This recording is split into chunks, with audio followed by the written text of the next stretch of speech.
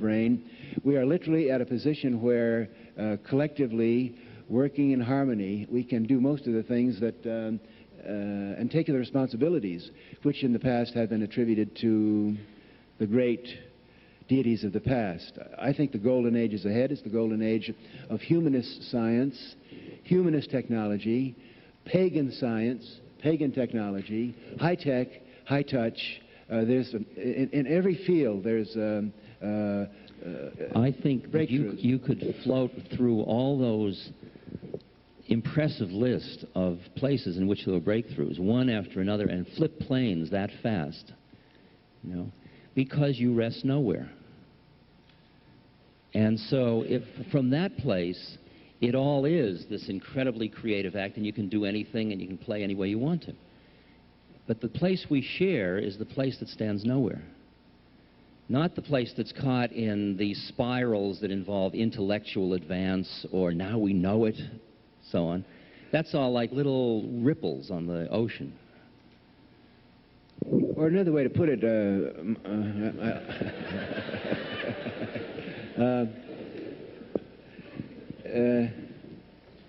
we're moving from one star system or one galaxy or one spatial resting place to another. It's the old particle wave theory.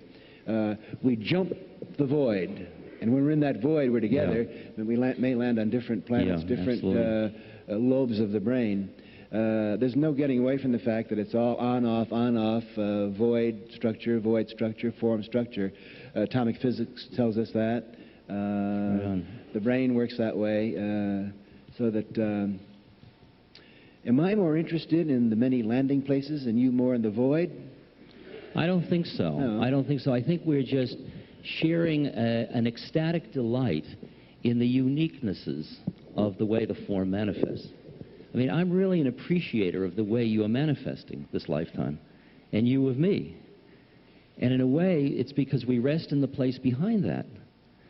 If we're busy being you and me, it gets a little, it's exciting. And I don't want to be not you and me, but I don't want to be only you and me. Okay, that's all. I think we've escaped that trap. I think we do most of the time. I know nothing about the future. On the other hand, there are very fascinating differences between us. And to say this is not to make invidious, that's the glory and the wonder of it. And we mustn't just go away feeling that it's all wonderful and mellow here on Sunday. Yes, it is mellow, but there are also a long list of exciting contextual differences that are kind of fun to bring up. And why don't you list them? Well, I listed some of them then. I'll tell you, for example. Give me a whole list. I'll tell you, for example, when Richard uses words like God, or spiritual,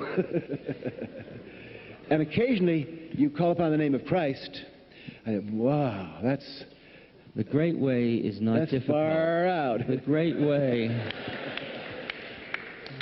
way is not difficult for those who have no preferences. When love and hate are both absent, everything becomes clear and undisguised. But make the slightest distinction, and heaven and earth are set infinitely apart. To have the form and the formless. You know? But yet the words do have semantic meaning. And as I said at the beginning, the fact that you're reacting to those is your problem. It's your attachment. I use God the way I use it. Why should that upset you? It's none of your business what words I use to talk about what model. They're just scenarios. It's like Walter Cronkite saying that's the way it is tonight. That's just the way Walter Cronkite thinks it is tonight. But I also think of the semantic meaning to other people. Yeah, what the word God would mean or the word Christ would mean. I think it means a mystery, a doorway to an unknown, an unnameless Yahweh, you know. The 99 names, none of which say what it is. And don't you want to keep everybody right at the edge of the form and the formless? Because that's where the ultimate act of creation is.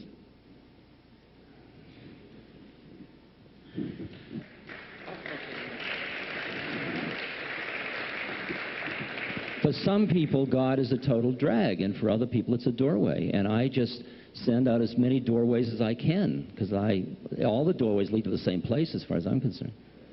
Somebody's used every one of them.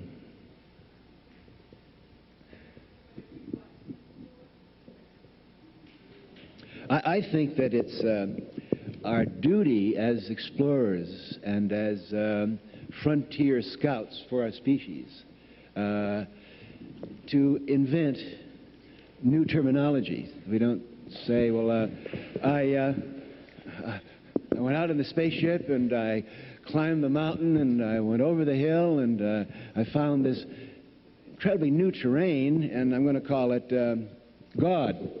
You know, let's call it, New Jersey.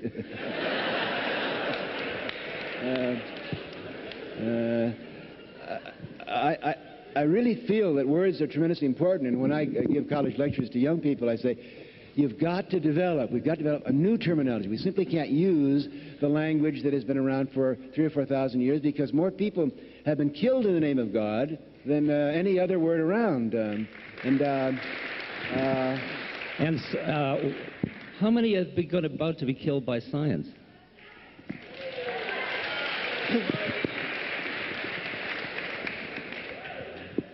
Well, I never use the word science unless I use the adjective pagan science or humanist science or.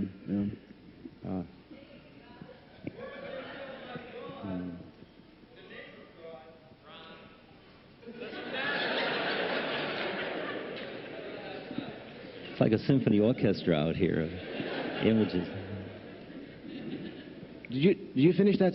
I didn't hear that one. Question over here. Yes, I was wondering, it's addressed to both of you. Would you care to make any specific predictions? There seems to be a regrouping that took place in the late 70s, and there are many similarities, to me at least, between, let's say, 1963 and 1983.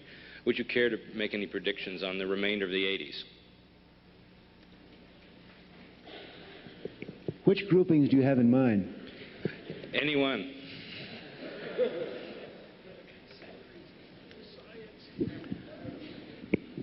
I'm very uninterested in the way in which shared awareness manifests, whether it gets groupy or not. I mean, what I experience is what I'd call a Martian takeover of a shared awareness that when you meet somebody, you can look them in the eye for a second, and you know, they know, you know, they know, and there we are. And I don't need that I have to wear badges or join clubs for that. So I'm not sure whether mass movement, in the sense that I don't think numbers is necessarily the only, that's power, is the only, worldly power is the only way social change comes about. I mean, I really feel it's much more interesting than that, much more so. So, you know, he's talking about the 80s. Do you vote? Yes. You do?